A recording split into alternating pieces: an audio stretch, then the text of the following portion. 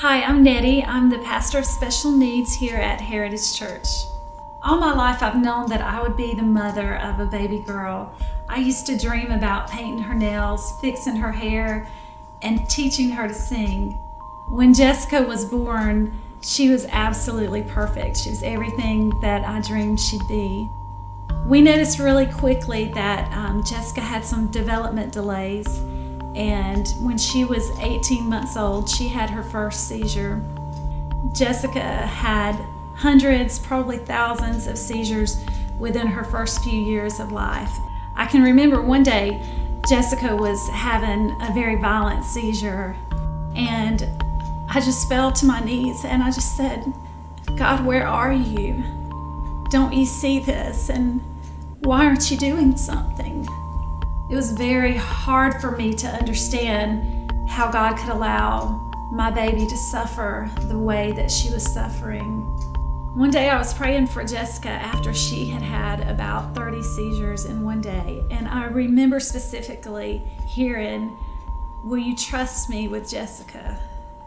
And that day I knew I had to make a decision to trust God and to know that He would use this for good, or to turn away from God. And that day I completely surrendered everything to Him. I prayed and I said, "Lord, Jessica is yours, and I don't understand this path that we're walking down, and this is not what I would have chosen at all, but I will trust you."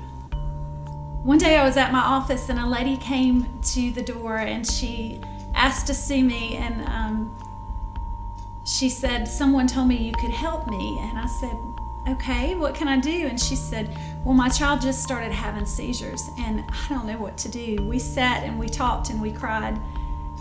And somehow me telling her about my pain and about what God had done in my life helped her, and it brought her hope. Several of us began to pray about a special needs ministry here in Moultrie.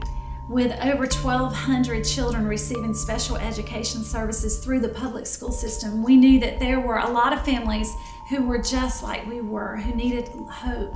They needed to hear that someone cared about them. And that is the way that Breathe was born.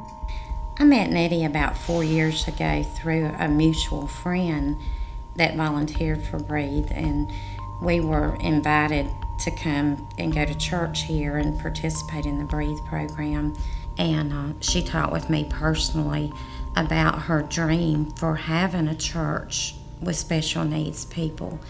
And by having a special needs child with Jessica, I think Nettie saw the vision and saw the need for the parents to be able to worship and for the special needs people to be able to worship. And I think that God has just used Nettie in that way and has just touched so many lives. Well, when Nettie and I first started talking to each other and getting to know each other, and told me about her daughter and I got to meet her, I instantly drew a connection with my own sister, who had a child with a disability that unfortunately passed away at age 11. But to see what she's done with the children with disabilities, and to see that every Sunday when you show up at church and see them participating and being a welcome member of the church, she breaks those chains. You know, she shows everyone that they have abilities, they have things that they can do, and there's certainly blessings from God for all of us.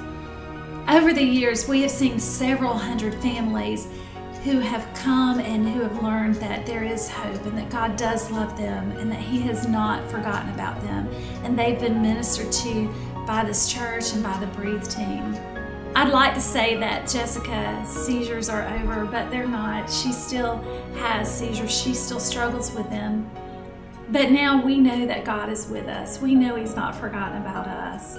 And we know that He's got Jessica in His hands, and we fully trust Him with her. This journey has been hard. I was a wreck. I was a mess. But God rescued me. He taught me that I could trust Him. He never left us, even through the hard times, even when we felt like no one understood and like we were all alone. God has never left us. He's been faithful. He's been good. We've learned that His promises are true and that He takes care of His children. And I'm so thankful that He is not only my Father, but that He's Jessica's father and that He loves her and He cares for her.